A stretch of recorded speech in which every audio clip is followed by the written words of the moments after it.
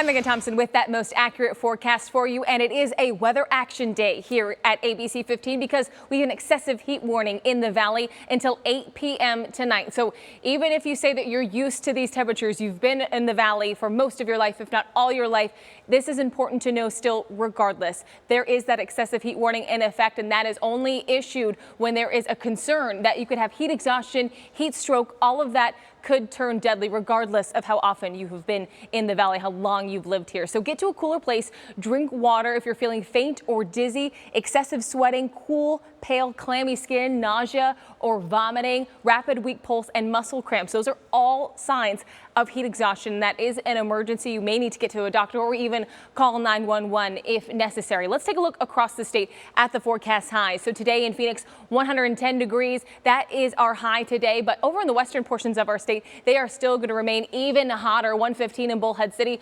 113 in Quartzsite, and 111 there in Yuma. The cooler portions of our state, of course, up in the high country, 87 degrees in Flagstaff, 88 at the Grand Canyon. And unfortunately, we are really not going to get a lot of relief into those overnight hours. Take a look. Phoenix still sitting in the upper 80s, almost 90 there for our overnight temperature. 85 Gila Bend, same story on those western portions of our state, not getting a lot of relief overnight. We did tie the record for the highest low yesterday. So again, just really not getting the relief that we need, which is again also playing into why that excessive heat warning is in effect today until 8 p.m. So then tomorrow 109. So we will see if that excessive heat warning does get extended. We will keep you updated. But also Tuesday and Wednesday, we have more to this weather story because we have monsoon storm chances moving back into our forecast. So a 40% chance on Tuesday, dropping to about a 30% chance on Wednesday. But that is also bringing some cooler temperatures. 95 degrees there on Wednesday. That is welcome today after we're feeling